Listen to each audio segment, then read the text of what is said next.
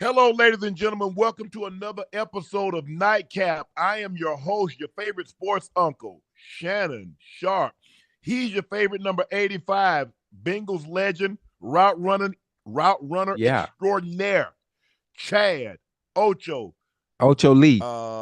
stingy, miserly, Ocho Lee. Guys, do me a favor. Please make sure you click that subscribe button. Oh Help us out a yeah. great deal. Tell your family, friends, loved one, anybody that's close. We're really doing big things. Try to bring you as many topics as you would hmm like to hear, but the topics that you want to talk about and you want to have us talk about. So please click that subscribe button. Help us reach our goal. We're trying to get to 250,000 subscribers by Wednesday. That'll be our 1 month anniversary, Ocho. Ooh. Be a quarter of a mil in a month. If we can just do that, guys, can you help us out? We would really greatly appreciate it. Please make sure you subscribe to Nightcast podcast feed wherever you listen to your podcast. Let's jump right into it, Yeah. Ocho. The Chargers dominate the Jets. How's Zach Wilson You know looking what? like? I'm hurting. I'm hurting. I'm hurting for the Jets in its entirety, not just Zach and his performance. It's very difficult to perform at a very high level when the supporting cast around you, especially the most important part around you is the offensive line, and you need the offensive line to be adequate in order to be efficient at the quarterback position. With that being said, Why come you ask? again? I was going to ask you, why do you ask more from the offensive line than you ask Well, from the quarterback?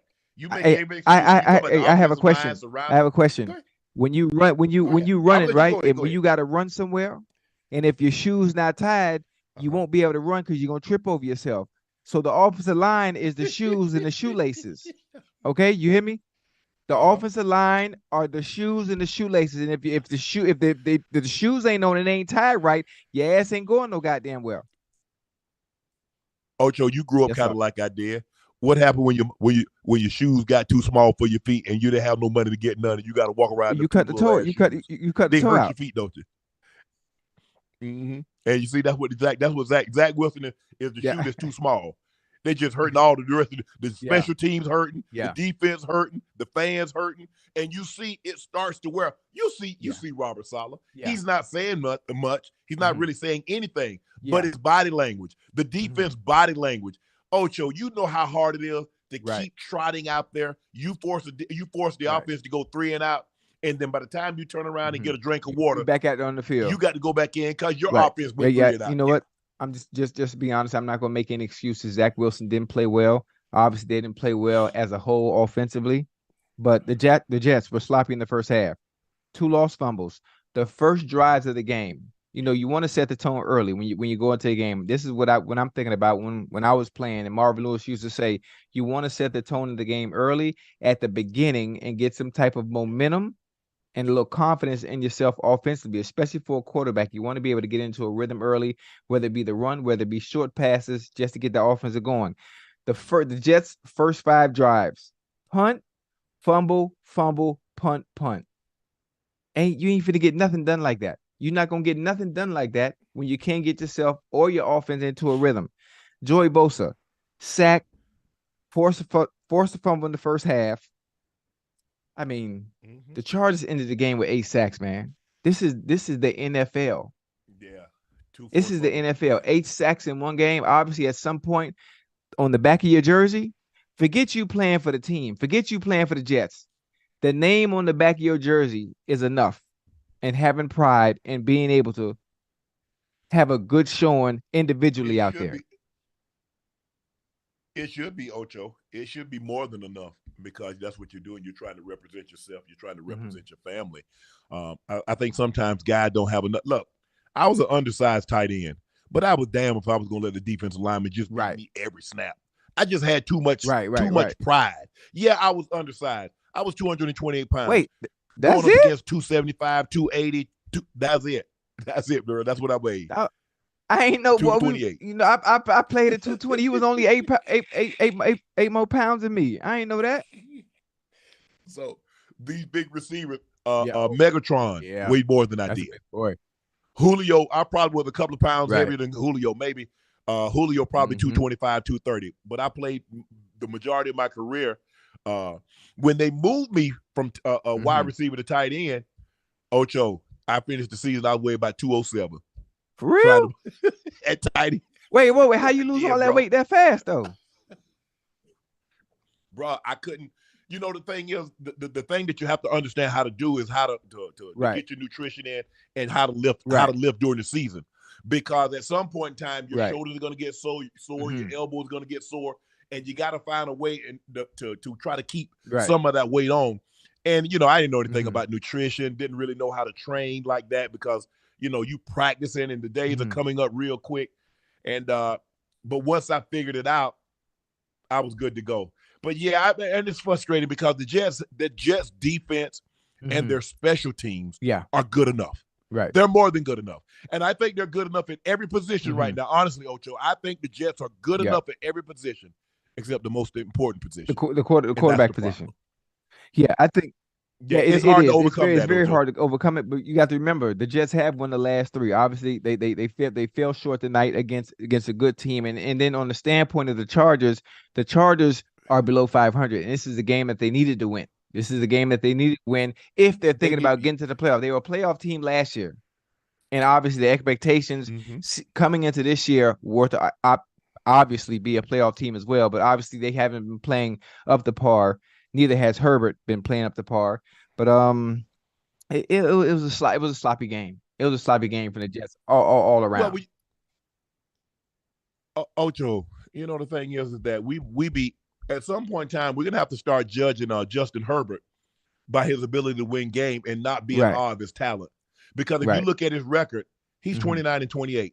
He's a slightly above 500 quarterback. That's what he is. You can be in awe at 6'4", rocket arm, great ability, can make all the throws. But what his resume says, what his record said, he's one game above 500. Right. It's as simple as that. So we've got to hold these guys. Is that just like we do Dak Prescott? We hold them to, hey, we've got to ask and demand that Justin Herbert be that same guy. He's a one game above 500 quarterback for all the physical tools that he has. And he is as physically gifted as any of them, as we have in the league because he can make every throw. On the move, rolling to his left, rolling to his right, can make tight window throws, can get out of harm's way with his legs. But as I say all of that, he's a game. And do you take into account some of the injuries that he's had to affect the offense in general?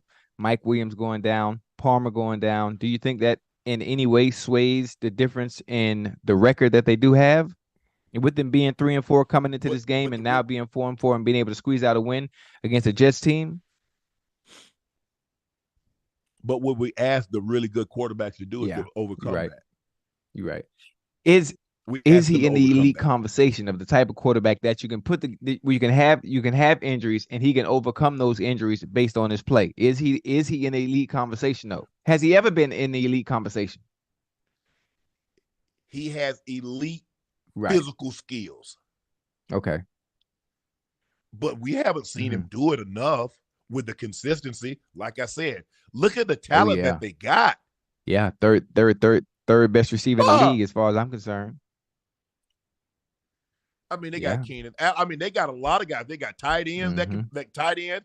Eckler is a solid guy. Now he's not no 6'3", 6'1", 6'2" guy running 4-4, but he can catch the ball tonight, notwithstanding. He had a couple of drops tonight. Runs with power. He's going to get the ball in the end zone. He'll win you a lot of games if he's on your fantasy team because he's going to find a way to squeeze his way into the end zone. But there's no reason that the Chargers over the last several years should have been the way they are outside of the playoffs or having a 27-0 lead. You know, Justin Herbert did have a 27-0 lead. He had a 27-0 lead. So, does he have elite physical tools? Yes. But we ask elite players to do it on a consistent basis, and that's win. And he hasn't done it on a consistent enough basis for me. Before the game, Aaron Rodgers was on the field doing three step drops 7 weeks after an Achilles tendon surgery. Rodgers is trying to return this season. The Jets are currently 4-4 outside of the AFC playoff picture. What are your thoughts on A-Rod dropping back, planning? Not hard, but he is doing some soft toss. I like it. I like it. It's a testament to his rehab. It's a testament to the science that he believes in, the doctors that he works with. But Aaron Rodgers and the thoughts of him actually coming back to play this year, it's ridiculous. It's ridiculous.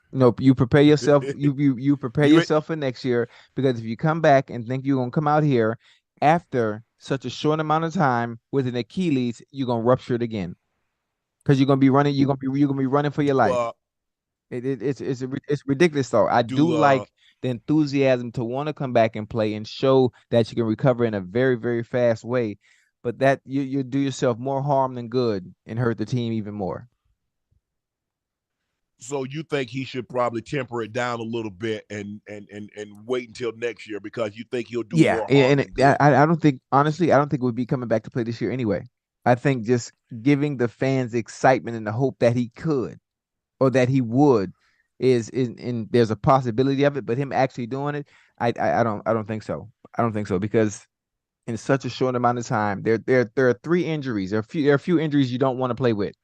That you don't want to play with. That Achilles, Right. anything got to do with the Right. hamstring, anything to do with the groin, True. them three. Yeah, I don't play with sugar like that. Don't do that.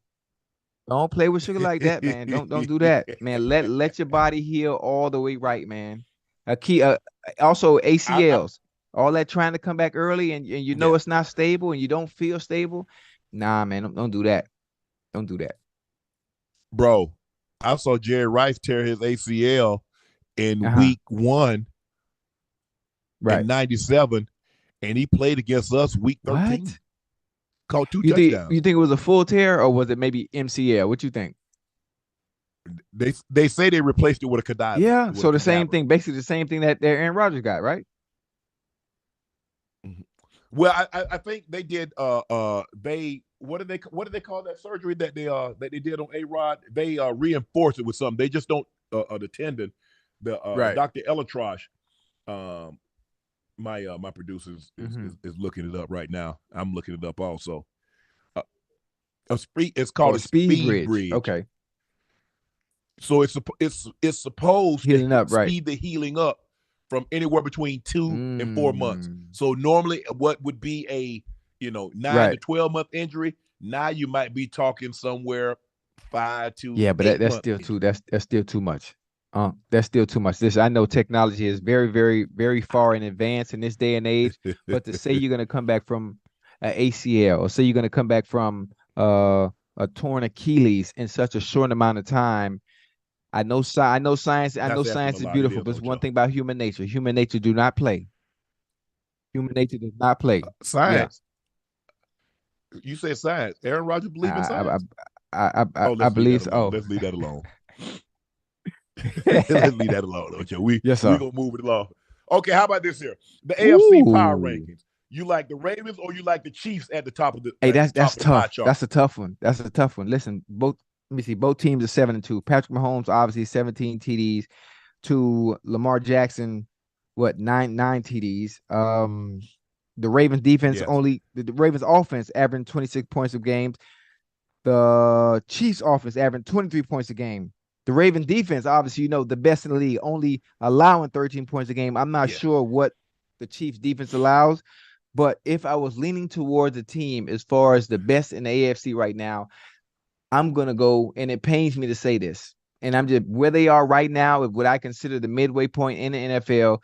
Power ranking for the AFC at the top right now is the Ravens, and that hurts. That hurts me to have to admit that, because my allegiance is to the Bengals, but what the Ravens are doing, not only offensively, but what they're doing defensively in this era is unheard of, man. We in a pass happy era. Yeah. If you run 100 plays and you play for a team, Very 80 of them goddamn plays is through the air. And you mean to tell me you only allowing teams 13 goddamn points? 13? Shit. Listen, I love the Chiefs. I love Patrick Mahomes. I love what they've been able to do. He's a two-time Super Bowl winner. He's an MVP winner, as is Lamar Jackson. But what Lamar and those Ravens are doing over there, man, is special. And I can't wait. And I know I'm going off a little off track here a little bit. I can't wait 2 more weeks. 2 more weeks. You know who they playing, right? the Bengals go to the Bengals Thursday go to the night Ravens. football. November 16th, if I'm not mistaken. I hate that. What? because I want both. I don't want neither. I don't want them on a short week. That they should be on a full week of rest. Okay. I see what you mean. They should play Sunday to Sunday or Sunday to Monday. I have a question. That's what you would know be. better than I do. Can they flex that? Can they flex that to Sunday and change? No. You can flex out of Sunday. You can't flex out of Monday. No, so what is no, Monday, it's Thursday though. It's a Thursday night game. I mean, I'm saying you can flex out. You can flex out of a Sunday night, and I think you can flex. Can you flex out of Monday? I don't think you can flex out. Right. I think it's just Sunday. I think it's the NBC game that you can flex out of, but you can't do anything with Thursday and Monday night. I agree with you, Ocho. Ravens are 7-2, run 4 straight. They have a plus 115 point differential, which is the biggest in football by a wide margin. And here's the thing. Just imagine how good the Raiders are going to be when they eliminate the weekly 1-2 turnovers game. Just think about that now. Yeah. To play a clean game. Because we talked about it, Ocho, is that when you turn the ball over, you either raise the team up to your level or you scoot down to their level. Because if you're better than a team, the only way a team can get up to your level is you come down to theirs. It's kind of like you're in a fight. That's why, Ocho, is that when people when you're up here and you reach a certain level and people take shots at you. Steve Harvey told me this. He's like, the only way they can hit me if I come down to their level. I'm so high up. They're throwing up. It's hard to be accurate throwing uphill. But the only time they can get me is when I come down to their level. They can crack me upside my head. When you turn the ball over, you're better than a team. You come down to their level. Now they can get you. When you think about it, and I look at it from this standpoint as well, based on where they are right now, and another testament to where they'll be after the midway point is I look at the remaining schedules. Obviously, the Chiefs have the Eagles. We don't know what's going to happen there. They got the Eagles, Raiders, Packers, Bills, Patriots. That's their 5 coming up. That's their next. That's their 5 coming up. So boom, looking at the Ravens. The Ravens remain in schedule on teams that they're going to play that are possible wins. They got the Browns, Bengals. That's a loss. They got the Chargers, Rams, Jaguars. So out of that, that's 4 games. You get. The Ravens got their mind on the number 1 most definitely right now, based on their next. They want the road. They want their next 5 Go games. Ahead, Ocho. They going 4-1. They going 4-1 those next 5 games. So they gonna be sitting real nice and pretty. But come November 16th, they probably gonna lose that one. They ain't losing that one. The Baltimore want the road to Las Vegas to go through. Have to take a detour through Baltimore. So in order to go west, you got to go. You got to go. You got to go. Well, theoretically, Baltimore is the South because it falls below the Mason-Dixon line. Although they don't want to believe that, they don't want to think they're in the South. They are, but they want, instead of just going west, having to go through the Midwest, Kansas City, Cincinnati. It's like, come on to the South. Yeah. So it's going to be very interesting. But that schedule, they have a very favorable schedule. Although the Jags ain't nothing to be played with. But you know what it comes down to? If you play chess, if you play a game of chess, it's all about being able to make the best move with the pieces that you have. And you look at the chessboard, talk about the rosters of the teams. You look how they match up. The Jaguars are good. Right. But it's one thing about the Ravens, defensively across the board. Offensively, we can argue about the quarterbacks, 2 different playing styles. We can argue about the receivers. Obviously, I would give the edge to Calvin Ridley and what they have over there offensively, but the Ravens are special, man. The Ravens are special, and they showed that since week 1. And I'm not taking anything away from the Jaguars and what they've done so far this season because Trevor Lawrence has been spectacular. Travis Etienne has been spectacular. Calvin Ridley has been good. But the Ravens, man, it's just different. It's not like they're going to come and play the Jaguars and then the Ravens that are allowing only 13 points a game, all of a sudden they're just going to fall apart. That's not going to happen because as the season goes on, you continue to get better. The chemistry, you gel that much better defensively, and all you got to do is read and react. Read and react. It's extremely. I don't want to say it's simple. I'm not going to do that, but you know what I mean. Yeah. Ocho, today I had a great time. First Take was on the road at my alma mater, Savannah State, And they laid Yeah, I out the saw red that. carpet for you, boy. They had a big old welcome sign. As soon as I turned onto the campus. They had all these monitors and showing a lot of my career. Some of it at Denver, some of it at Savannah State. And when I got to the arena, the student body and all the athletic teams and the band and the majorettes and everything, it was just so great to know that my school, one of their own, they could see, because what that does is that it lets them know that he sought in these classes that we sought in. Yeah. And look where he got. We can achieve anything. We can get to anywhere because if he did it. And that's what it was with my brother. I saw everything that my brother did. He ate the same food. He slept in the same raggedy house that I did. If he got a college scholarship, I could. If he can go to the NFL, I can. If he can make millions, I can. Right. That's how I thought about it. And hopefully that was the kids got an opportunity, the student got an opportunity, and they get some kind of motivation, some type of inspiration, and say, you know what? One of our own from Savannah State. Because if you look at it, Ocho, 3 of the most prominent voices on morning television attended HBCUs. Myself, Michael Strahan, and Stephen A. So if that's not inspirational or aspirational enough, I don't really know what is. But to have them there, man, the building was I saw it. I saw it, especially when you electric. came in. They was hyped. They was hyped. They had me excited. Your boy was hyped. But your boy was I just hyped. thought about something too. Go ahead. You had the opportunity to have your brother. You had the opportunity to have your brother on the show. Man, that was live. Yeah, that was live. I haven't had the opportunity to see or meet Sterling before. But that was a great moment, man, to be able to see him, to have him share that moment with you was awesome. Oh man, my sister was there. My high school coach was there. One of the professors that taught me developmental studies was there. Dr. Green. Some of my classmates, some of the guys that came in with me, we call our class 86 because we all came in 1986. And to see some of those guys and to get back, because I don't get an opportunity to get back much. I don't see them much. My homeboy, Bucket was there? He was the first one. Bucket was the one that had the Club Shay Shay hoodie on. That's Bucket. Big Daddy, Pastor Ford. I told him, I said, you know what, Big Daddy, I ain't gonna call you. We ain't gonna call you Big Daddy. We gonna call you Pastor Ford out of respect. But, he's like, Sharpe, I know. But it was really great to get back and see the student body, and they turned up. So SSU, I really thank you for the love and support that you've given me. Since I attended Savannah State, went in 1986, got my degree in 1991. And all the love and support that you've given me ever since then. So thank you. Let's jump into this. Chase Young said it's a different vibe with the 49ers. I'm in the building with winners. And my only question, what did the 49ers want, Ocho? Maybe I missed it. You have to understand what he's saying. From a player standpoint, he's on a winning team, a winning team of a team that is always in contention year in and year out. They haven't won a Super Bowl. It's been a very, very, very, very, very long time since they – oh, sorry about that. Hold on. Yeah, it's been 94. A very long time since they won the Super Bowl. But what he did go to is he went to a team come hella high water. They're gonna be in contention year in and year out. And I think being in that atmosphere, it's different. It's a different feel when you walk into that locker room and know that, you know what, we got a chance to do something special.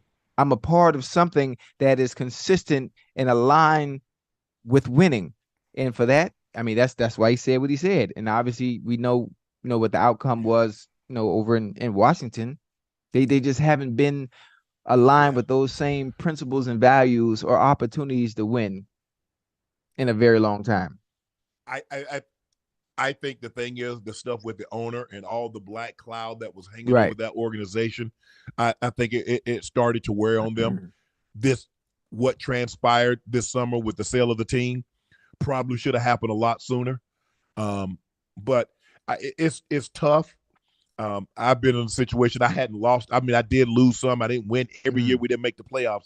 But I can just imagine being in a situation where, like, week 4, week 5, you're like, man, our season over. We ain't got no chance. Hey, you think players tap out? When you Well, I think it's hard. It's the hardest thing to do is to stay Right. mentally focused when your quarterback is Ouch. not up to par, because you know with a chance with Right. that guy, even if you don't have the greatest special teams, or you don't have a Devin Hester or Dante Hall, or you don't have the greatest defense, it doesn't have to be 85 Bears, Right. 2000 Ravens, or one of these historic great defenses.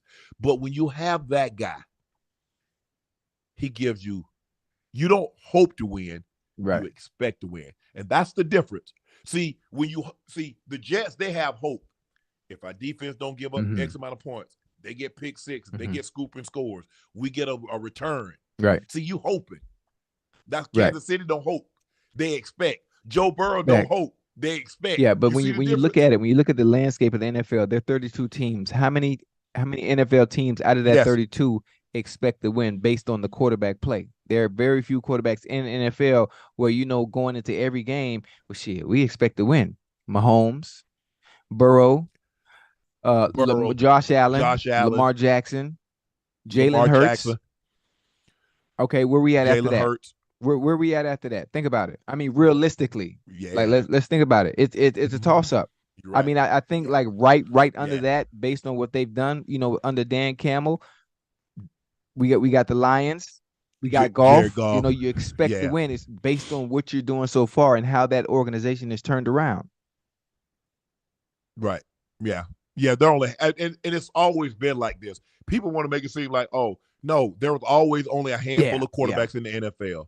There was always like the elite. You had 5 or 6 guys. You had your Elways, your Marinos, your Montanas. You had those guys, and then you had some guys that were on teams that were really good, and they got elevated. But right now it's the same way. There's only a handful of guys that you go out there and their team expect to win.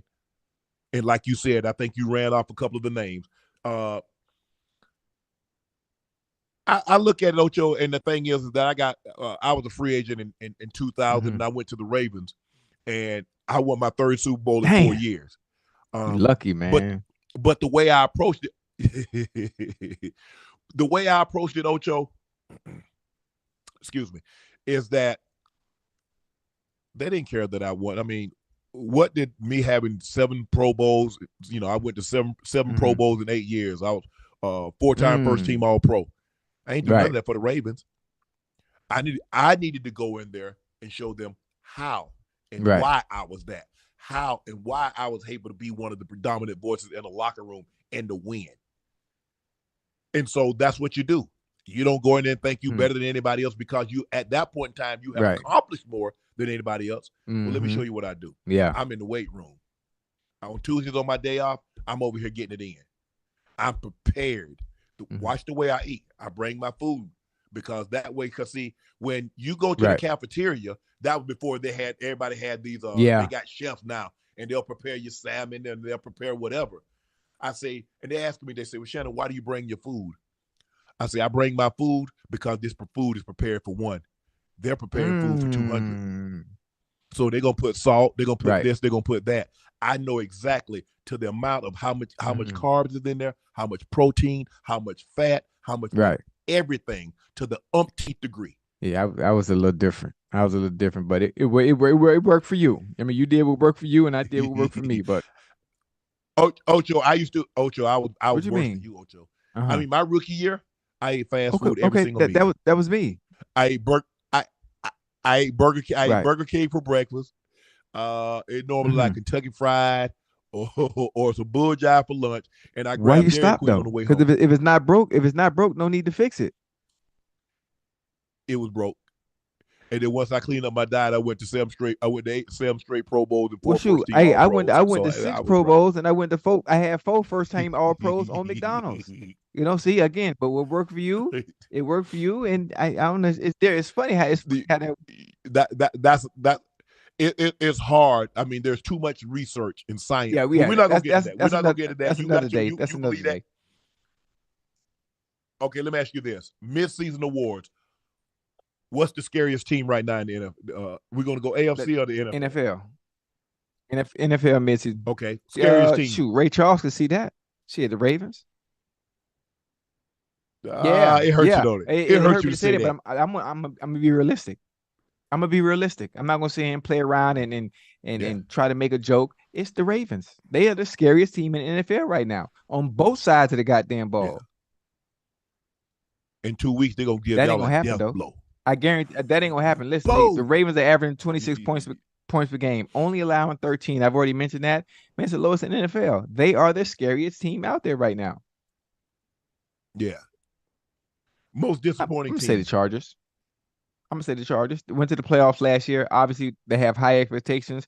You said he looks like an elite quarterback, but not playing that way. He's what 29 and 28 as a starter for the Chargers. Yep. Obviously, losing Mike Mm-hmm. Williams and Josh Palmer, it was hurtful for them, and impacting their offense. But again, when you have Mm-hmm. quarterbacks that look elite and you're expecting them to play to that level, losing players of that magnitude, nothing should change because we expect you to make up and overcome those injuries. And if listen, they're 500 now, obviously because of tonight's win, but 4-4 at the midway point, or is it 5-4? Yeah, they I five and think they're four. 5-4. What's the Chargers record? I thought they came in at 3-4. Am I tripping? It might be because I don't think they've had their Okay, bye okay. yet. Because if they haven't had their bye, they played 8 games. Okay, so I They're was four right. and I four. was right. Yeah, they were They're coming four in and three four. and four. So now Mm-hmm. now they Right. right at 500. But I think it would be disappointing unless they just make this dramatic turnaround from here going forward and make the playoffs again. But that would probably be my most disappointing because I expected them to be in the running the way I view and the standard that I hold, the way the eye test, the way Herbert looks and how I'm expecting him to play. The team is Right. just not looking like that. For me, my most disappointing is Buffalo. What? And I know They, they got a they got a winning. winning They record. got a winning record, but I expected them to be better. I mean, this is they. I mean, they've been selling us. They've been selling us. It's three quarterbacks in the league that basically it's Josh Allen, it's Joe Burrow, Right. and it's Patrick Mahomes. And Josh Allen hasn't carried his weight in that argument. And I said this today on First Take. We've got to stop allowing Josh Allen to live on those 2 games that he played against Patrick Mahomes. You remember that divisional round? And they went back and forth, and he scored with this many seconds, and Patrick Mahomes come back and score, and then he came back and score, and Patrick Mahomes came back and scored, and Patrick outdoing him. And it's like, you know what? We've got our next great rivalry in the quarterback division, in the NFL. And then the next year, he goes back to Kansas City and he gets his revenge because he take down Patrick Mahomes in the Sunday night game. And everybody says Josh Allen. But he allowed Cincinnati to come in there. Oh, what you thought was gonna happen? I told you that. I told you that weeks ago. I said when Joe Burrow gets back healthy, it's gonna be hell for the rest of the NFL. Everybody, that was no. I'm talking about last year. Last year in the playoffs when he went up there. Oh, most definitely. Yeah. Last year in the playoffs. That's what it's gonna be. It's gonna be like that from now on. And Ocho, he continuously turns the effing ball over. He got a limited turnover because obviously he's a gunslinger. He has the arm strength to be able to get away with it, like Brett Favre at times. Sometimes you don't want to take that willingness of a quarterback of that magnitude with the arm like that, because 9 times out of 10, most of the time, he's gonna make those throws and create special plays that are not textbook style plays. But right now, it's hurting him, and he is a turnover machine. Some of the greatest quarterbacks in the game were turnover machines when they rely on their arm talent to get them by. Okay, I don't mind. No, you go first because I was getting ready to talk about another team that would be an honorable mention as the most disappointing. But I'm gonna let you finish yours. But the thing is that there are risk and then there's unnecessary risk. Why in the red zone will you take the unnecessary risk? Why would you try to force a ball on first or second down when you don't have to? That's the problem. He's reckless with the football, and come playoff time, you start to play as you go along. You play double for turnovers, and it's so debilitating. It so sucks the life out of you because you're like, oh, here we go, and everybody's excited, the crowd's excited, and then you're like, again, bro. So he's gonna, but Milano Ooh, going out, Tre'Davious White going out has really done Milano something to is that the defense. Milano real was deal, boy. He was the real deal. He he was the was real deal. But what about this? What about what you always say? How you say field goals is not enough, and that'll get you beat. no. Kicking turnovers are Okay, even worse. Because at least right. you get some points. Is that when you don't score, you Hmm. get 0 points. And that's the problem. And that's the thing with a turnover. I mean, think about how many times last year he turned the ball over in the red Right. zone, in the end zone. He was throwing Yeah. picks in the end zone. He was fumbling the Hmm. ball in the red zone. So you're already in Hmm. field goal position and you Right. turn the ball over. That's very, very difficult to overcome. Oh, Now, my you gonna say my your honorable honorable mention mention for for most teams that disappointing? have been disappointing, obviously to the midway point. I want to know your thoughts. What about the Bears? Obviously, they're last in NFC right now. They're currently 2-7. I'm not sure what their expectations were at the beginning of the season. I mean, we're not condemning them to have been a playoff team. Obviously, Justin Fields going into his third. It's the third year. I'm fourth year. Fourth Oh, year. it's fourth year already. God damn, I'm getting old. Yeah, I think it's fourth year. It's Third? okay, yeah. Oh, well, Third. don't scare me like that. You Yeah. you add years on my life. Yeah, it's third year. Obviously, your third year is your coming out year. It's a year where you either you arrive or you don't. And I was expecting them. Obviously, he's been hurt, but I was expecting them to have a much better season than what they're having. Obviously, with Justin being injured, it's kind of hard to make a fair assessment. But again, they're still 2-7, and that for them it's been very disappointing for me because I'm waiting for them to have that turnaround game, especially with their offseason acquisitions that they've had. Well, I don't think it's going to turn. I mean, he broke his thumb or Yeah. dislocated his thumb or something. So, and it's on his throwing hand. Oh It's yeah. hard to throw the Yeah. You football got to be without the able to thumb. I grip. mean, first of all, you can't even play. Yeah, I don't even know how you play football without a thumb. And if it's broken, you it's hard Right. to do a whole lot Yeah. of things without a thumb. I mean, it can be done, but probably playing sports at that level is probably not possible. Hmm. Let me ask you this: your most Oh, this is impressive easy. coaching job? DeMeco Ryans. Easy. Yeah, that's exactly Easy. what I go. Listen, Yep, he went to a yep. Texan team, a Texan team that are now 4-4, right? Last year, defensively, Mm-hmm. DeMeco Ryans is a defensive minded coach. Defensively, they were ranked 27th. Now Yep, they're currently ranked 14th. 14th. They that's already it. have four. They have already obviously they already have 4 wins, but 9 remaining. Man, CJ Stroud, CJ, whoever's responsible for drafting CJ Stroud, man, may God bless you. Man, that young fella, man, playing some goddamn ball, man. Some goddamn ball as a Playing rookie great quarterback, football, acting man. like he been here before. He been here before, like my grandma used to Yes. say. I will agree with D'Amico Ryans being the most impressive coaching job. Who's your most surprising player? Ooh. Most, This one should be an easy one most too, Ocho. surprising player. So rookie, veteran, it doesn't matter in general throughout the whole league. It doesn't matter. Yep, God. You say it should be easy? it should be easy.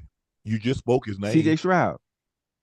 Rookie quarter. Okay. Yeah. Yes. I was gonna say because what he's doing as a quarterback, as a rookie on a team that hasn't had any success at that position outside of my dog out there outside of Deshaun Deshaun Watson Watson, and he is playing this man almost threw for 500 goddamn yards. He had 5 touchdowns as a as a rookie. rookie. Uh-huh. As a rookie. Yeah. What? Well, who's your honorable Honorable mention? mention. And you love this guy too. This your guy. All you was doing for like the first Yeah. 5 weeks of the season. This all you talked about. Oh, Puka. Puka Nacua.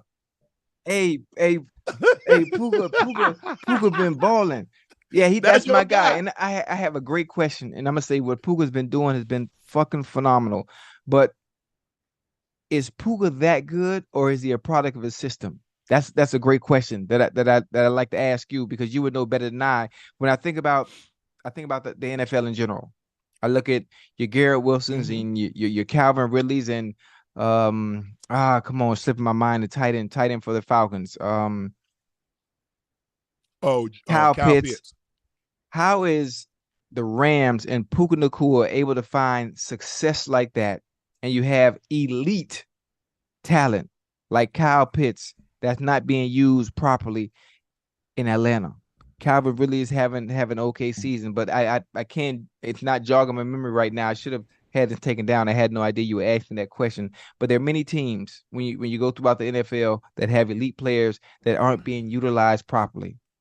They're not being utilized properly. Look at the quarterback. But all of a sudden, we get to the Rams, and Puka Nacua, as a rookie, is sitting atop almost in every category, receiving wise. Why is that?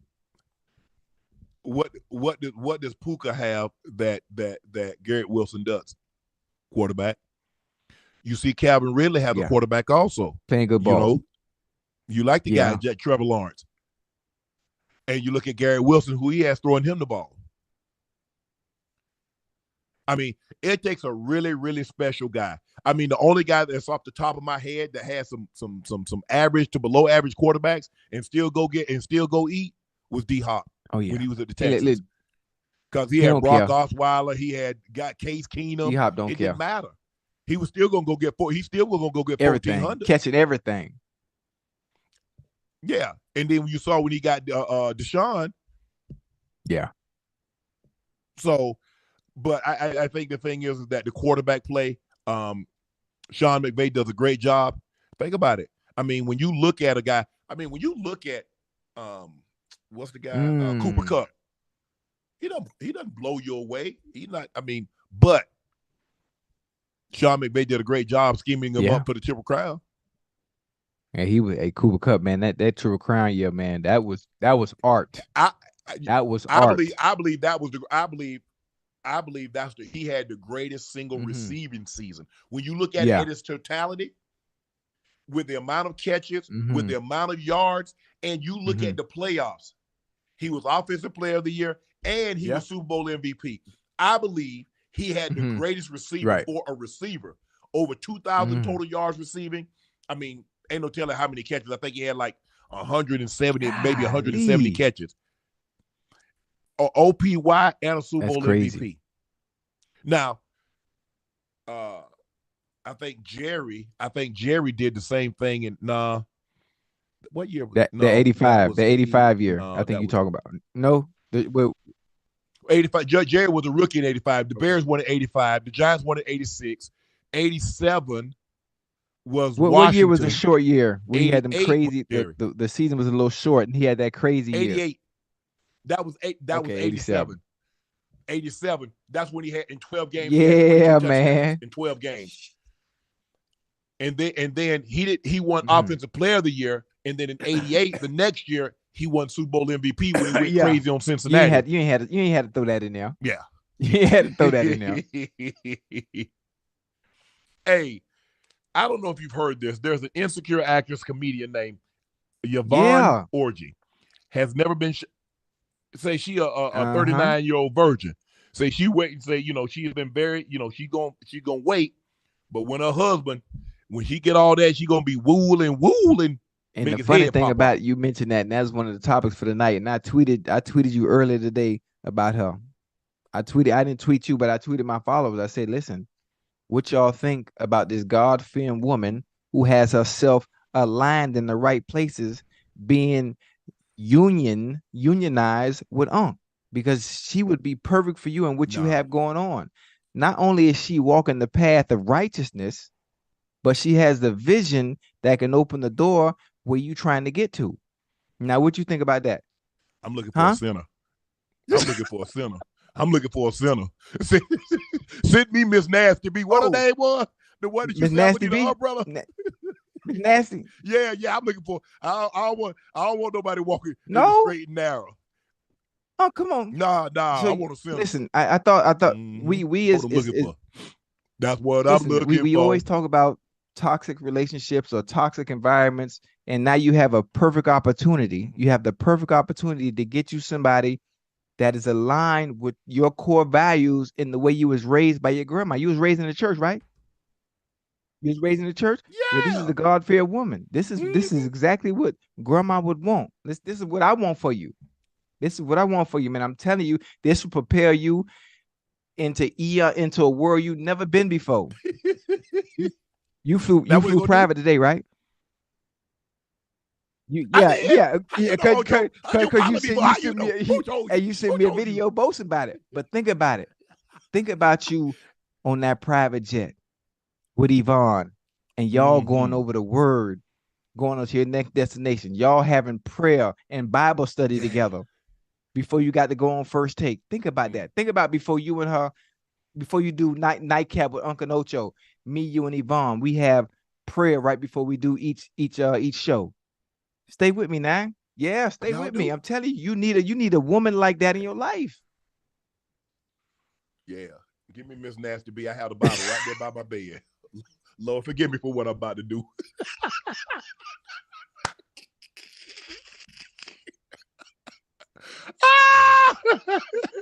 Man, let me play it, Lord. I'm sorry. I'm up here fooling. See, you always on some bull jive. She appeared on Chancellor Handler podcast, whether she's still a virgin, to which she answered yes. She jokingly asked her listeners to pray for her future partner because the weight has left her with a great deal of pent-up energy. Many fans commented how hard it is to believe that at 39 she's still a virgin, especially as many sex scenes the actress has had on HBO. You got your working woman too. You got your working woman. She been on HBO, huh? And I ain't talking about help a brother out. I'm talking about. Can you work her hips? Yeah. Can you work her hips? Yes, you can. I make enough money for the both of us. But you had to see. You had to talk to God at the gates now. I'm gonna ask for forgiveness. He said, "Ain't nothing he gonna forgive you for." All right, I'm gonna let you slide tonight. But listen, think about ain't nothing. How do you feel about having a woman that's pure? Do you have the patience for that? No. What? No. So when you say you want your woman seasoned, you have a problem with it being rare and unseasoned. Ocho, I'm put it to you like this, and I'm not. Listeners, please don't take this because I'm not comparing a woman to a car. But there's not a. I've never test driven a car that I bought. I see the car. I was like, I want that car. Right. Go pick it up. Wait, you don't test drive? You don't test drive first? I mean, nope. Mm-mm. Whoa. Come on. Wait, I know what I want. Wait. Whoa. You've been in a relationship before, right? Do you initiate a relationship with a woman before you even have horizontal activity with her? How do you do that? Because if the horizontal activity is not up to par and what it should be, that's really the deal breaker for 95% of the people that are in relationships. If it ain't geared towards money. Yeah. Money. She can't make enough money to keep me that right if the nightly duties ain't correct. Come on, Pastor. Hey, those is a waste of time. Come on, Pastor. Yeah, hey. You can overlook a lot of things. I don't know if bad sex is one of them. Yeah. I mean, you ain't got to be able to cook. Yeah, I don't care about no cooking either. You ain't got to look. If you choose to work, that's on you. You want your own little thing, so you don't have to come for me to everything. That's cool. You're a good dude, but bro. I like that. Ain't too many. Ain't too many. Yeah, I like you. I like that. That's dope. So whoever you do date, they don't have to work. They can choose to work if they want to. Yeah. Oh, that's live. Yeah. That's live. But boy, you're a catch, boy. Yeah. And I'm gonna find somebody for you. Before we get to December, I'm gonna find you a good woman. To me, this is a good woman. This is the type of woman that like, not saying you can mold her, but anyone that walks in the feet of Christ is what you need. Mm-hmm. That's what you need. Yeah. Well, I tell you what, I'm gonna have God on one side, I'm holding his hand, and Miss Nasty be on the other side. I'm in the middle. Come on, man. Come on, Unc, man. Listen, man. You gonna drown, man. That ain't nothing to play with. But you gonna drown. You know hey, you want man. Let me stop because people gonna be thinking, man, Unc does slid that woman DM. We know listen, if you did slide in a DM, you wouldn't be mentioning her name right now. So we know you didn't do that. We know you didn't do that. But again, there's two sides of the spectrum. You know, you want the rain shower or you want the holy water? Where you want to go? You know what? You want the rain shower or you want the holy water? Which one you want? You know what? A little, boy, ain't nothing like a little warm rainwater, is it? You ever been in, you from Florida. I'm from South Georgia. One of the more pop-up thunderstorms, and that rain is nice and warm. Yeah, you're right. I know what you're talking about. Man. I'm with you. I'm with you when you're right. I'm with you when you're right. I like where you're going with that. I mean, that sure be nice. That sure nice. Nice. You go in the shower. You don't want it too hot. I mean, sometimes they have it in there. It's so hot, like they cooking lobster. Nah. I want it nice and warm. Just warm. I just stand there and I just sit down like just. Oh man, it's so good. That right there. When the warm rain you talking about, that ain't here for a long time. That's here for a good time. That holy water, that's that long vision. That's that long term. Depending on where you want to go, what path you trying to walk, huh? Because you end up with the devil. I ain't gonna preach today though. I ain't gonna preach today. Sometimes, God send people into your life. Not only can they change you, but you can change them. Yeah, stay with me now. I might be ordained. Wait, hold on. When you talk about being ordained, most gracious and holy Heavenly Father, I come to thee in the most humble way I know how, bowed head, humble heart, and bent knee, realizing that you're Lord of Lords, King of Kings. Sit high, look slow. Forgive me.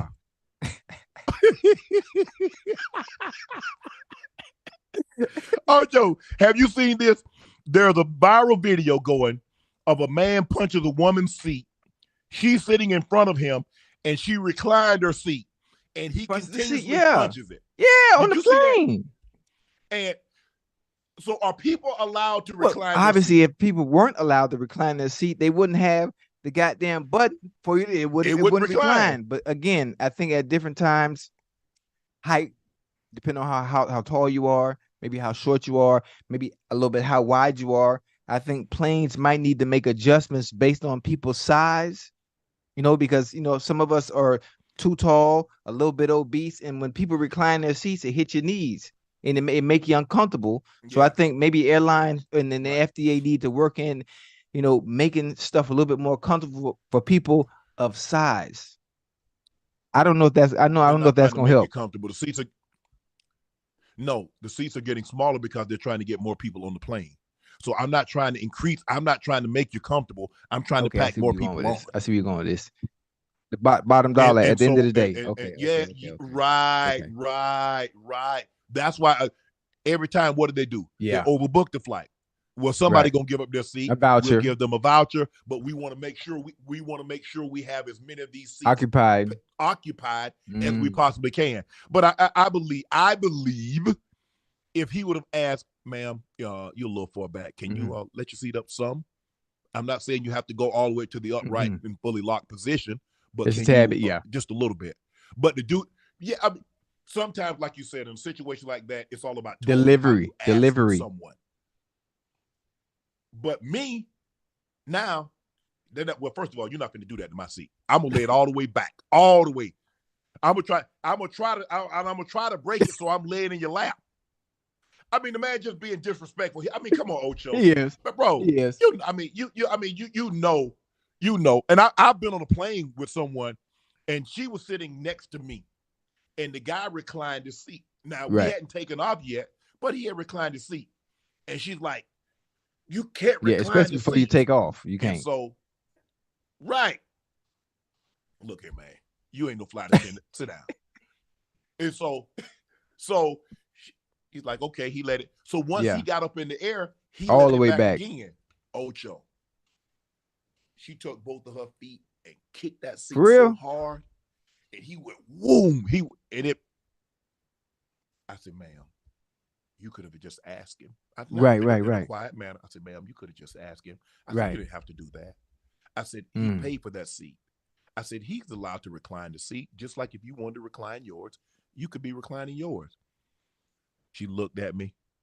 She ain't say anything. About halfway through the flight, she's giving me a note. You're right. I'm sorry. Thank you for having patience with me. And I I mean, see that's what the you, note was with reading. the level head. No problem. So I'm thinking to myself, she write me a note. She can't talk. 10 minutes later, she touched me on the arm. So what's your name? I'm like, why the hell you give me a note? You could have just told me what you wrote in the note. You could have just told me that. Ocho, I'm thinking the lady can't talk. So now I'm feeling like, oh man. But I said, even though she can't talk, she still didn't have a right to keep that man damn seat. She lucky the man ain't having a bad day. Because sometimes you catch the right person on the wrong day and ain't gonna help you. Sure ain't. So why is this because we've seen these videos starting to go more viral. Why I don't know. Everybody recording everything. What's going on with the plane? They recording everything. They recording everything. And every time we turn around, there's something viral going on a flight. It might be a fight, argument with the flight attendant or the stewardess. There's always something. Always something. And everybody that's the era we in. Everybody got their phones out. So nothing is missed. Nothing is missed. For me, Ocho, I don't want no problems. I get on the plane. I buckle my seatbelt as soon as I sit down. I don't, the only, if I'm asleep, I tell them don't bother me, don't ask me anything. The one time I got really upset, Ocho. Ocho, I'm asleep. This is before 9/11. I'm asleep. I'm just the lady. She shook you. Me up. Yeah. And woke me up. And guess what she asked me? Would you like dinner? I said, ma'am, you woke me up for this nasty ass food. Come on, don't do that, man. That's nice. That's not nice. Man, Ocho, I mean, I'm like, Ocho, you out of there. Yeah. Why you call the plane food nasty? I enjoy the food on the plane. I said, ma'am, in the future, if I'm asleep, I don't know if you'll ever have me again, but please don't wake me up. Unc, you mean, man. Now bring me that plate. You don't bring it to me now. Nah, but I don't sleep on the plane now. Well, you flying private, so who gonna bother you on there? I sleep on the private plane, but when I don't fly. You don't fly private. I thought you did that all the time. Come on back. Thank you. I pray. Come on back down to earth with us. What you need to do is need to try Spirit with me. You need to try Spirit with me. Seat 18A. I tried the Spirit. That's why I went to church. The Holy Spirit get in me when I go to church. That's the only Spirit you better be talking about. I'm trying to help you.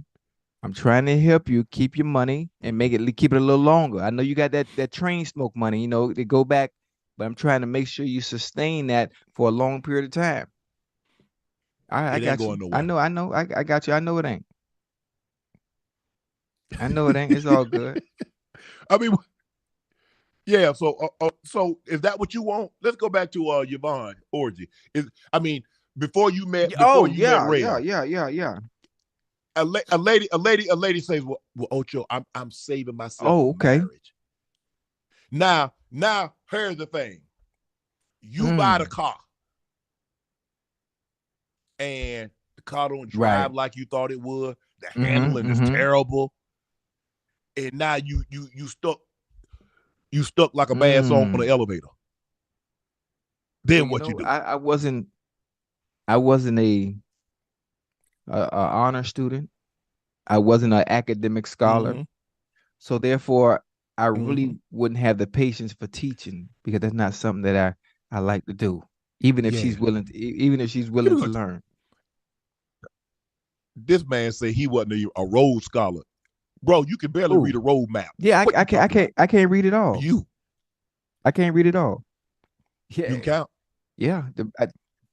But hold on. But here's the thing though, Ocho. You're not willing to teach someone. I don't have the patience. And are you really in what I know and what I've learned and the experience that I've had based on my experience? And obviously, at one point, and Unc, we family, and I feel like I can share this with y'all and I can share this with the people that are watching. Obviously, when I was dancing in college, to earn a living, when I was, stripping at the right track and, and man, listen, I had to make a way. I had to make a living. And then, obviously There was a year I was ineligible at Santa Monica Junior College. I wasn't eligible that year. You know, I dabbled in amateur porn a little bit. You know, I wasn't a professional, but I was an amateur. So can you think about me dating a virgin after having that type of lifestyle, and then I got to have patience? So you a F class porn star, huh? No, C class. Yeah, C class. C class. Okay. It's cool, and it's amateur, so it's not like it don't really get out there. Like it was like it ain't yeah. That before like the OnlyFans, that's why I support everybody that has OnlyFans, because at one point that used to be me. You know, you should be able to get my shit at Blockbuster. That's probably why Blockbuster went out of business. Selling your nah. That's not why. That's not why. Cause that was some good. That was some good footage. And I'm probably after this air, I know that shit it's gonna leak. Yeah, it's gonna leak. It's gonna leak. You know what happened when that leaked? Yeah. Hey. Ooh, Ocho, man, you might get another stipend by yesterday's price. It's not today's price. Yes, it's not today's price. Man, you out your mind, Ocho. I'm glad Rail don't take you serious. You know I think that's the problem. You know what? That's the problem with life. Ocho? We take life too serious, and it's too goddamn short to be angry. It's too damn short to not be having a good time at all times. It's too short to be arguing. It's too short to be mad. It just is, and I found that out. I'm happy every day, Unc. Every day. Yeah. There are issues. We all go through stuff, but anything that's not in my control, anything that I can't physically or mentally handle, more so physically, and change, I don't worry about it. I let it go. We let too much stuff on the outside bother us, stuff that is completely out of our control. Handle what you can control, and the things you can't, fuck it. It's simple lifestyle. Yeah, man. Every day, people ask me, man, why you always happy on Twitter every morning, 5 a.m? You always talk about you love this, you love that. Nigga, is you ever angry? No, not really. Because I don't really let anything get to me or bother me at this point in life. It's wasted energy. What I'm getting mad for? What's the point? What is the point? What am I solving by wasting that energy? Nothing. And I think a lot of people can learn from that. If the things that you can't control, if you just don't let it bother you. People say, oh, and everybody has problems. I don't understand anxiety. Me personally, I don't understand it because I don't let anything bother me. You know, so it's mental health is very, very, very, very, very fucking important. Very important. Obviously, the studies and some of the things that have gone on, some of the stuff that I've learned about mental health is very important. And to the point where I've asked people, can you help me figure out what I may have going on? Well, mental health will be an issue because nothing bothers me. Nothing. To this day, I'm trying to think of what it may be, because these are issues that I don't have that everyone seems to be fighting with. Yeah, I mean, everybody. Kudos to you that you can wake up every morning and have the same. I mean, obviously, I feel good. I wake up and I got life, health, and strength. The blood running warm in my veins. I have use of my limbs. I'm in my right mind. But throughout the course of the day, there are things that, you know, when you operate a business and you try to do things that you possibly can, and you're like, okay, why didn't this go well? And especially because you got other people and everybody's not in your head and they don't see things or do things exactly like you. I think that was the biggest thing for me. Was to let go and stop trying to control everything, because I like being in control. So therefore, if it goes awry, I blame me. I turn it over to you, it go wrong. Now they're gonna be hell to pay. But I found a way to let things go, let them handle it. I got it. Okay, get it handled. But that was the biggest thing for me, was to give up control. I like driving. I don't like being unless I'm being driven. But to sit in a car with someone that, okay, we going, I need to drive. Yeah, I can't remember the last time I've probably been in a car and a young lady drove me somewhere. No, let me drive your car. Okay. Okay. All right. I got you. I'll show for you. I'll show for you around. Where you gonna take Miss B Nasty? Is she gonna be able to order? Is Miss B Nasty, when y'all go on a date, she gonna be Can she order the lobster? You know, I'm just asking. Ocho, Can Miss B Nasty order the lobster? Okay, let me say this.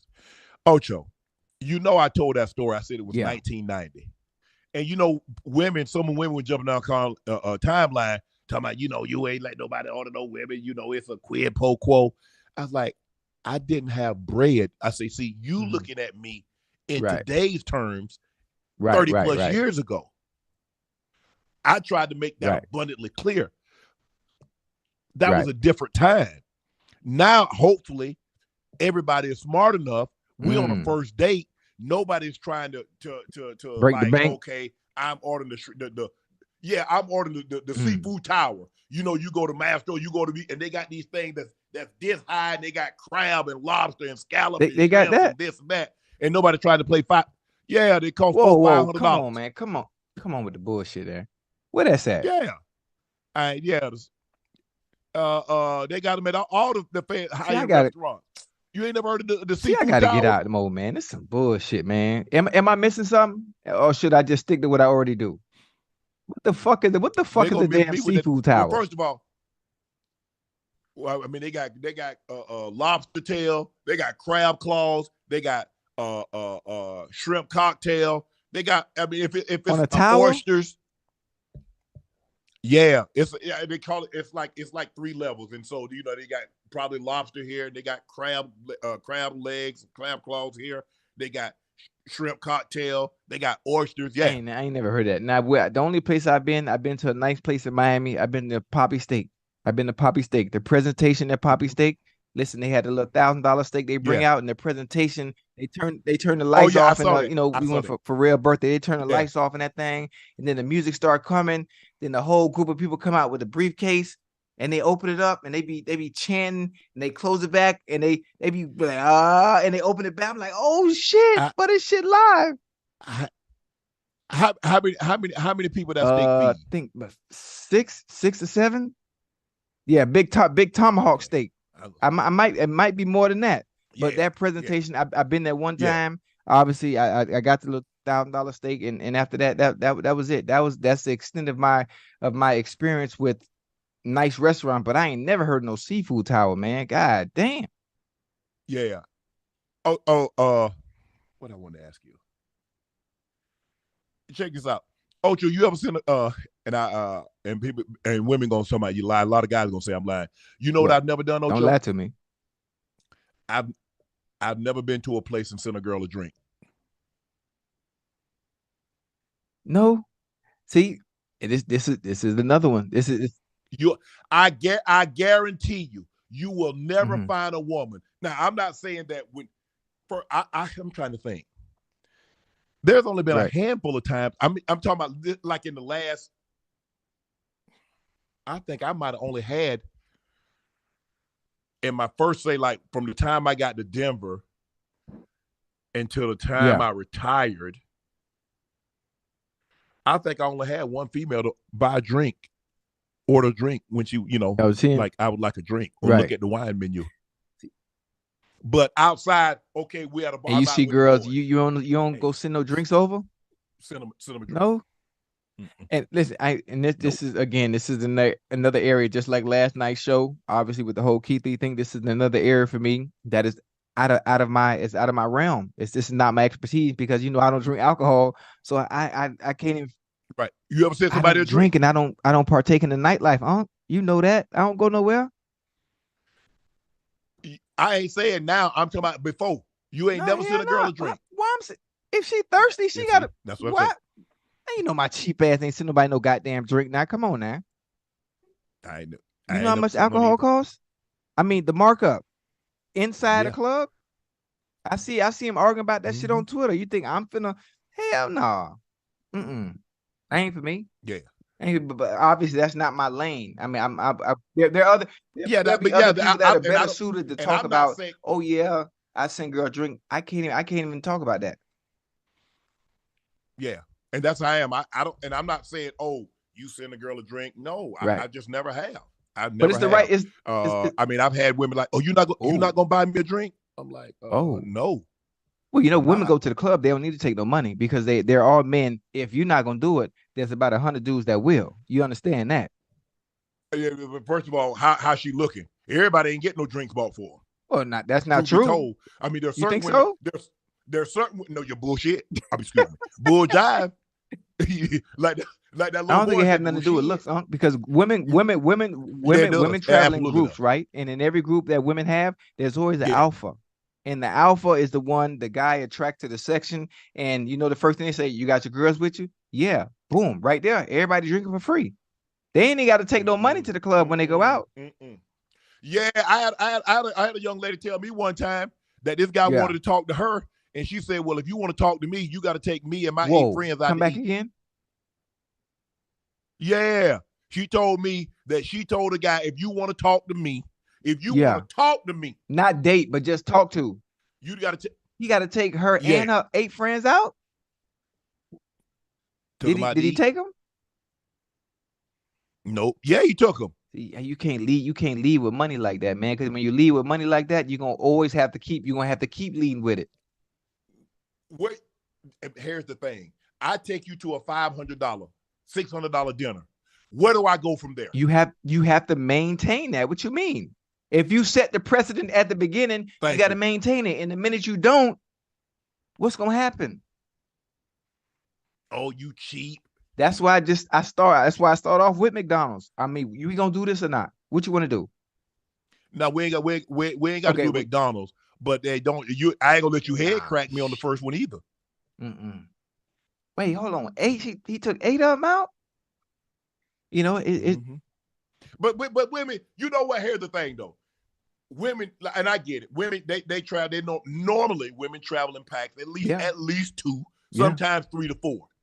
And it's like, well, if you buy me a drink, you got to buy my girls a drink. Well, I mean, I can't remember last time I've been to sporting events, so I know what alcohol costs. So you buy, let's just say the average drink is somewhere between $10 and $16.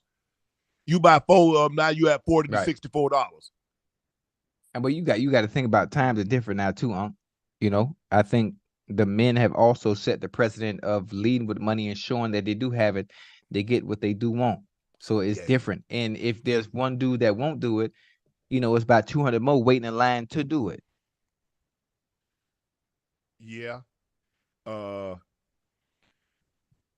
don't know.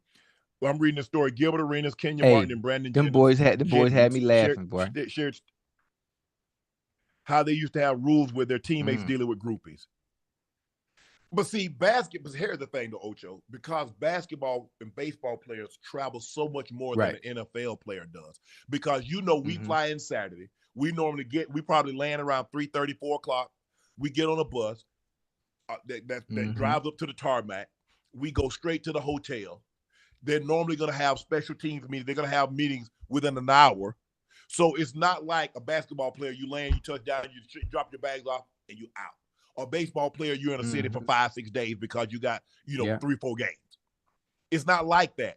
So, and the level, I've been around NBA players. I've been around NBA. You think football players got the women? They can't. It ain't even close. At all. It's like football players are construction workers. And that's not a construction workers are hard working. But when it comes to NBA and MLB, different ball game, baby. They got them.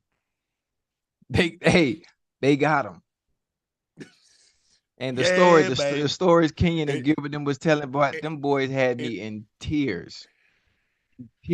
Back in the day, Ocho, before I got saved, if she told me she talked to a basketball or MLB player, I said, baby, I ain't got nothing. You out of there? I can't do nothing for you. I can't afford you. Rent too high. Yeah, you good, huh? It wasn't that bad back then. You ain't got it? I ain't got it. I ain't got it, Ocho. I ain't got it. Ain't no sense in me like. Ain't no sense in me trying to front on them. I ain't gonna lie, baby. I ain't got it. I can't do you.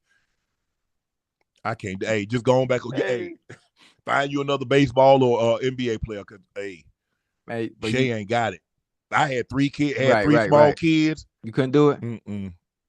I ain't got it. I couldn't do it. Did you warn your teammates because at some point in time you were a rookie and then you became the veteran, the elder statesman. You knew everybody. You knew. I don't know how much you hung out, but I would try to tell the guys. But sometimes, guys. I mean, man, love is. Hey, I said what I would do. I was like, hey, bro, let me tell you, she kind of been with a couple of guys. I'm not gonna be disrespectful to somebody. She a garden tool. I'm gonna say, hey, bro, been with a couple of guys. Hey, so tread lightly. Oh, okay, Sharpe.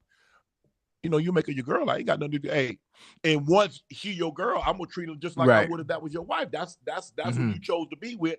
Cause hey, you my teammate. That's what you chose to be with. That's who you chose to be with. But you try to give them a little heads up because hey, guys gave me the heads. I never interfered. I never interfered in that manner. Never. Because no matter what you tell somebody, they're going to like and love who they love. And I didn't want to be the one to come off as, I hate using the word hating because that's something that I don't consider me doing, even if the intent is in a positive way, to give you fair warning. I think everyone has to experience those experiences with people and then to see their true colors on the back end. Damn, Ocho, you'll let them. So you gonna let. So know the bridge 10 miles down the road that I normally travel is out. So you ain't gonna tell me. You gonna let me go this listen, that's not true, because sometimes the bridge 10 miles down the road is out, and depending on the person what happened, you might be the one. And before you get to the end of that bridge, she might be the one to fix that motherfucker so you can get the hell over. Here's the thing. I'm just being optimistic. Ocho, a wise man learns from others' mistakes. A fool will learn from his own. You the wise man. You tell me so I don't make that mistake. Or you gonna let me be a fool, or you gonna let me be a fool. Going, but sometimes you get to listen. No, I know. Listen to me. No, I ain't gonna let you be a fool. But you could take a horse to water. You know that, huh? But you can't make him drink. Yeah. You could lead that horse to water. You could say, I don't want you to be no fool, but I could lead you to the water. But depending on how fine she is, shit, boy, you going across that bridge where that motherfucker fixed the knot.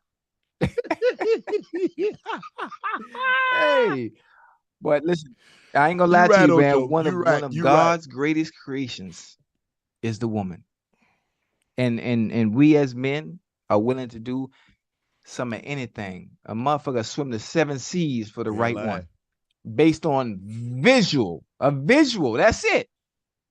The visuals. Man, Ocho, I told a female one time. She's like, well, and I just couldn't leave her alone. She said, Shannon, she was fine. Why can't you leave me alone? She still is.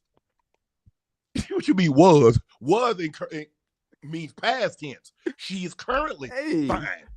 Wait, well, you know what I told her, Ocho? Ocho, you know what I told her? I say the mind replays what the heart can't delete. Man, let me get my pen. Stay right there. Don't go nowhere. Hold on.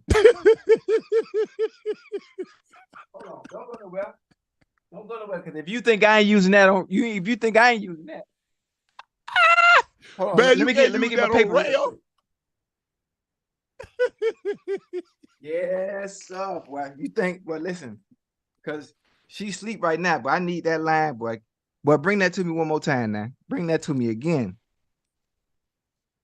The mind replays what the heart can't delete.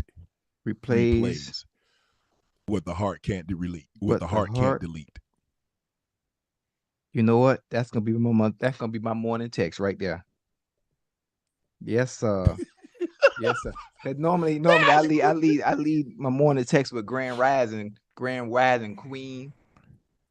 Yeah, I'm gonna change it up on her. Yeah, she gonna like this. Like, he would think about me. Oh, Ocho, you know the twin flame is? You ever heard of the term twin flame? Oh yeah, I smoke cigars. The torch. No, not a twin flame. I'm talking about male to female. It's like a kindred spirit. Nah, I ain't got. I don't know about that. That's some new shit. Have you ever had a situation where you had dealt with this person You no longer Right. deal with that person. But there's a magnetic force that keeps pulling you guys back towards each other. Damn, that's a good one, Unc. And I'm thinking hard, and despite the current situation that I'm in right now, that wouldn't deter my answer, because this obviously would be before her. Damn, Unc, I ain't had nothing like that, because once I skedaddle, it's a wrap, man. I be next, and I mean no disrespect, next. Damn, that's a I good get it. one. And I think we all have that person in life too. I would think, based on the stories I've heard, there's always someone that always have access no matter what, because there's always someone that can get to you in a way that nobody else has been able to. Despite you falling in love, despite you having kids, despite you being married, there was always somebody from someone's past that has access. It might not be physical, but it's here, or it's here. Yeah, always. And if you're married right now, and if you're in a relationship right now, ask your spouse, or ask the person you're with who that special person is. They probably gonna lie. They gonna say, "Oh, it ain't nobody issue," but that's not true, and that's not the case. Because if that was the case, can you imagine if you ask your partner if you could be with the person you really want right now, or is the person you really want right now, is it really me? I mean, the honest truth is, it's not. If you think about it, if you be honest with yourself, all right, am I really the one you really want to be with? No. I ask, there are a lot of times that I've asked myself, I've never been foolish enough to think I'm the wealthiest or the best looking or the best dressed or the most muscular. I've never been foolish enough to think that. But, when I was younger, I used to always ask myself, am I good enough? Do I really do? And I start to play tricks on myself, and I'll sabotage my own relationship because I didn't think I was good enough.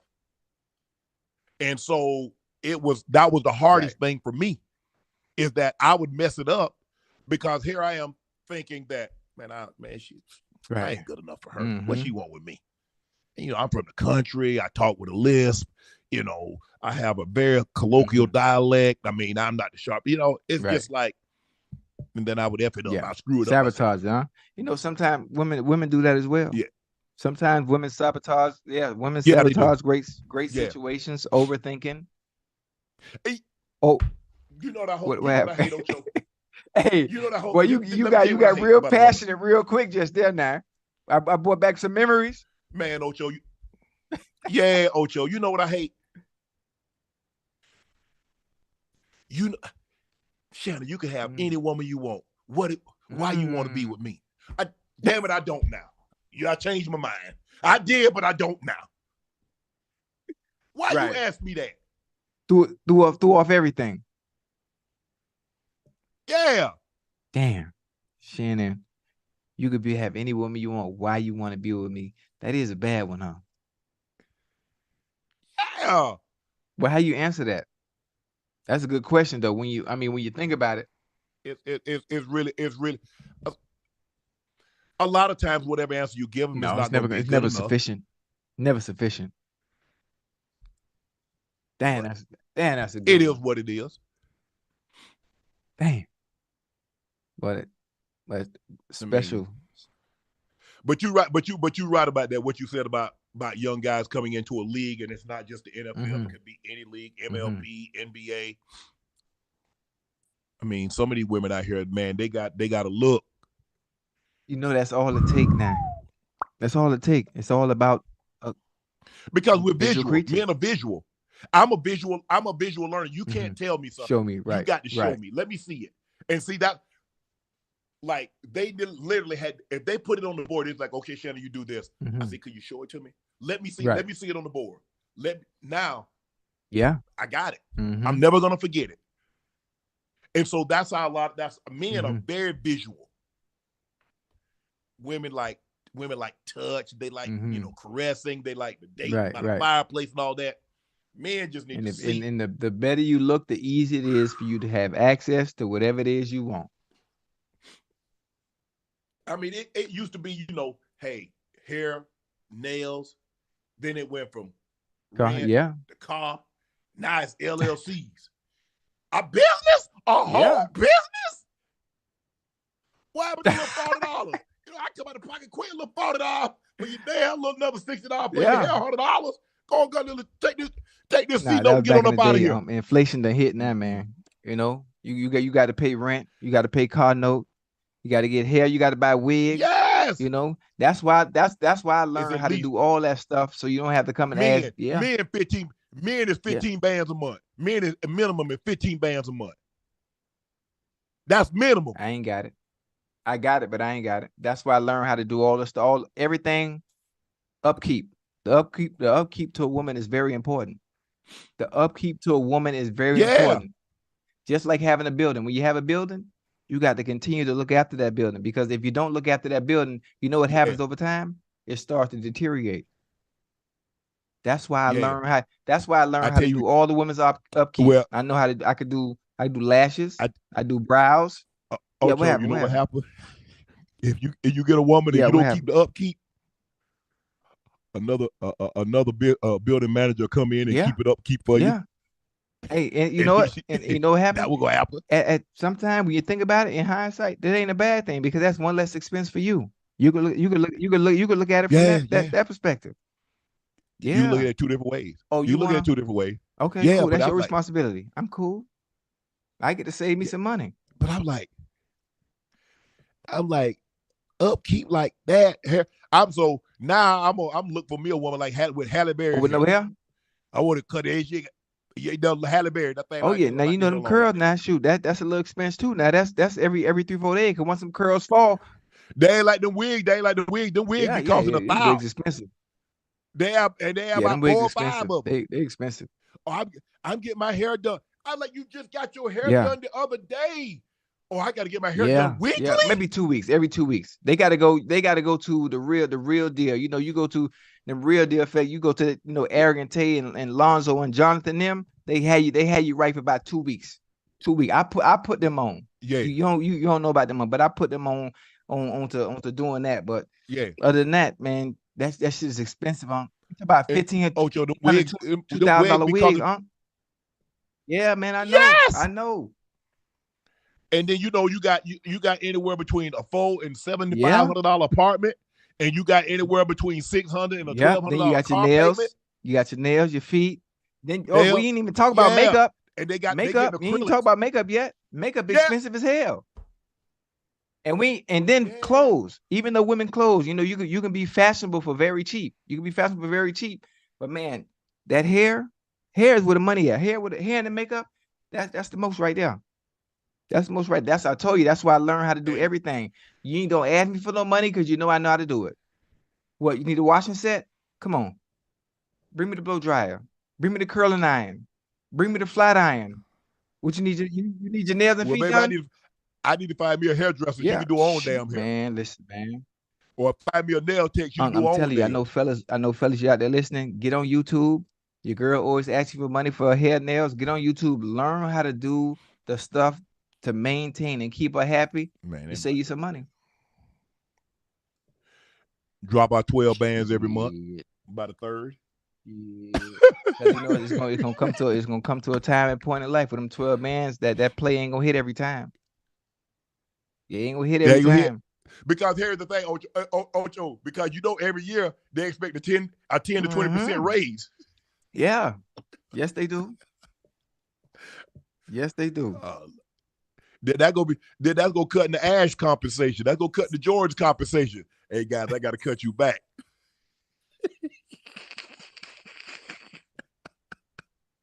I gotta cut in the mama's compensation. That cut it to the kid. I got 2 daughters gonna want to get married, but my oldest daughter, I already know she gonna like that. I take the money towards a house, a down payment on the house or something like that. She's like, I don't want a whole lot of people at my wedding anyway. I like it.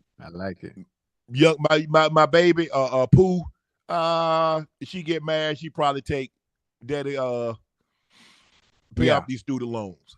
Okay, cool. My son already got married, so he's straight. But yeah, man, it's It's different, Ocho. I remember, bro, I remember $150 kept a lady 150, happy. man. What, $40? What? Happy. What you talking about? $40. Hair and nail. Hey, Ocho, you know I break about. Hey, girl, go get your nail done every week. Not no every week. Every you week. break. You had them on. You had them on, y'all. Yes, sir. Look at you. Mm-hmm. Nah, it's a part of life. It's the way it is. It's called inflation. You know, and you got to evolve with the times. And you got to play the play. You got to play it. It's no way around it. You can sit here and argue about it. You can say what you want to say, but as you continue to rise, as those zeros continue to grow. And you know they got some free agents out here. You know, free agents going to the highest bidders. Oh yeah. The free agents, they got some free agents out here. They bad, they get on the market, man. They think, woo, they ain't no dime. They 12 pieces now. Long as they don't mind a little competition, because you won't be the only 12 piece on the roster. Bro, I got to LA. It's a different set of rules out here, bro. Because you got two basketball teams, you got football teams, you got actors, entertainers, celebs, you got producers, under one roof, directors. So what? Under one roof. What another man won't, another one will. And those are one of the places where it will happen expeditiously. Now play if you want to. And Atlanta done got the same way. Man, the price sky high. Because if you don't want to, guess who will? Hey, I got to get my paper up before I get back out there. That's why I'm out the game. Out the game. Let me see how many subs we got. Hey, I need y'all to sign up. Y'all want me to get a wife or something? Y'all need to get these subs up. That's it. There it is. Get the subs up. But when you speaking of wife, now you know what? I ain't gonna go there. We'll get back. Please make sure you click that. Please make sure you click that subscribe button. Unc and Ocho, Nightcap. Please make sure you do that. That's our show for the evening. We will definitely be back on Thursday. Oh yeah. Go around, talk about the Thursday night football game. What we got? We in it. Yeah, we in it with a song tonight. Ladies and gentlemen, Ocho decided that every episode that we sign off on, he wants to close out the episode. How many people we got? How many people we got here tonight? How many people in there? So that's 11,000 people, right? So, and I know 11,000 of those people, I know they've been to church. So I need all 11,000 of y'all. Y'all should be singing right along. Unc, you better know this song because you grew up in the church, right? Okay. Grandma had you in the church? Okay. You ready? Yep. I was a junior deacon, so I know you know this one. Let me know when you're ready. There we go. There we go. Okay, let's go. What a friend we have in Jesus. There we go. All our sins and graves to bear. There we go. Let's go. What a privilege is to carry everything to God in prayer. There we go. Hey, we gonna loosen you. We gonna keep it going. Next week, we gonna sing the whole song. Thank you, ladies and gentlemen, for tuning into another episode of Nightcap. I'm your favorite sports uncle, Shannon Sharpe. He's your favorite number 85, Cincinnati Bengal legend, route runner extraordinary, Chad, Ochocinco Johnson. That's it until Thursday night. I love y'all. Thank you for tuning in, ladies and gentlemen. We're out.